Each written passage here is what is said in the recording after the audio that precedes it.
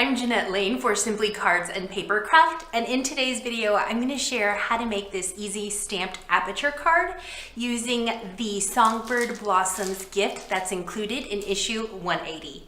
This apple blossom gift is amazing because it has an A6 sized embossing folder, 13 stamps, and 3 coordinating dies. So really great set to work with. So let's jump into the tutorial. So here's the card that I'm going to be working on, and lately I've been really loving Aperture cards.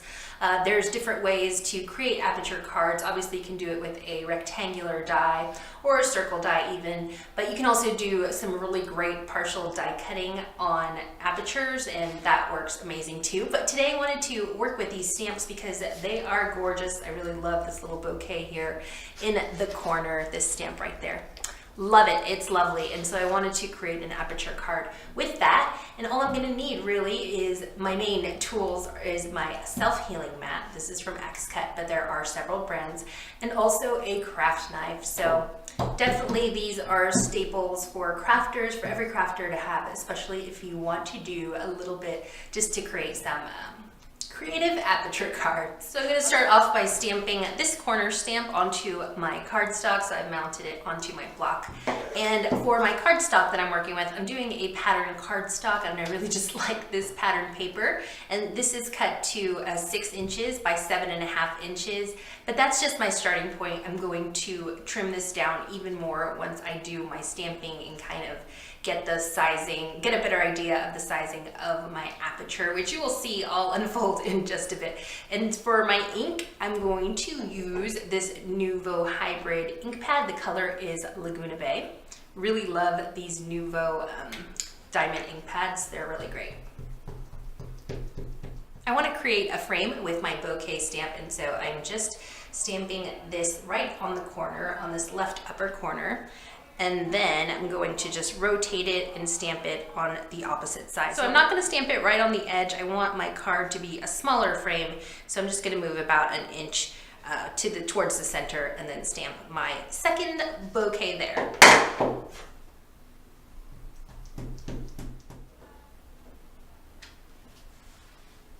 So here are my stamped images, and as you can see, it's coming into its shape, which it will be a frame and Aperture as soon as I'm done cutting with my craft knife. But first, I'm going to draw some lines so I know it'll serve as a guide for where to cut and whatnot. So I'm going to draw my Aperture, my frame, right about here.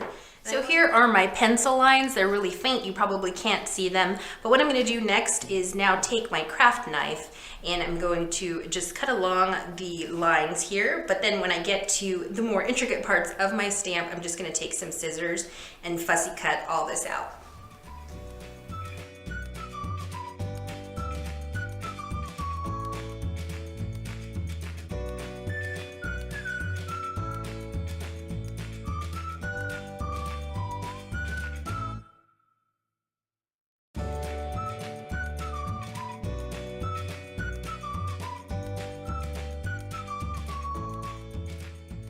So I've cut into the pencil lines, and now all I'm going to do is take my scissors and fussy cut around, try to fussy cut as close as possible to the line art here on my stamp.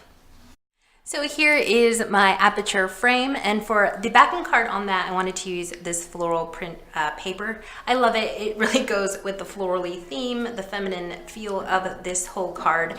And what I wanted to do, I didn't want to leave just this stark color here, so I wanted to mute down the color. And the way I'm going to do that is to use a little vellum in between. So I'm going to put a piece of vellum behind that, but I wanted to emboss my vellum with the embossing folder that's included in the Songbird Blossom set. To emboss, I'm going to be using my Cuddle Bug, so I'm grabbing the platforms for embossing, so that's A, and then the 2 B cutting pads. Here is my embossing folder with my vellum safely tucked inside, and then I'm going to top this sandwich with the B cutting pad.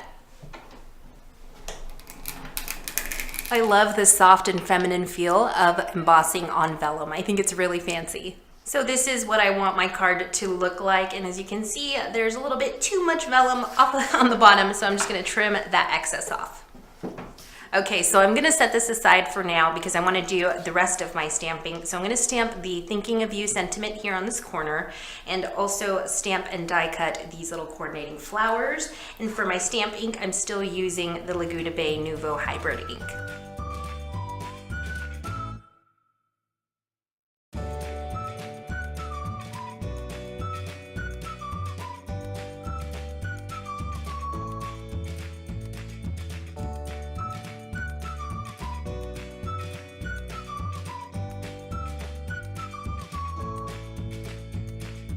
So there are my stamped images, and I'm going to die cut these flowers with the coordinating die that's included in the Songbird Blossoms set. So that's right here in this corner.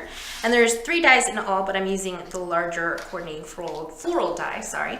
And to die cut those for the platform for the Cuttlebug, it's a platform A, then the gray silicone kind of pad, and then 1 bead cutting pad, my paper and my die, and then top it off with another cutting pad.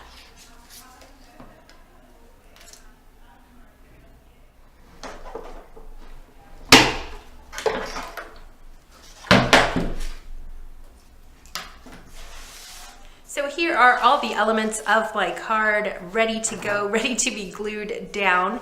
And for my glue, I'm gonna be using Cosmic Shimmer acrylic glue. Love this stuff. And then I also have my card base, which is just a piece of teal cardstock cut to size. And I'm just gonna mount this all together, put it all together, and then I'll be done with my card.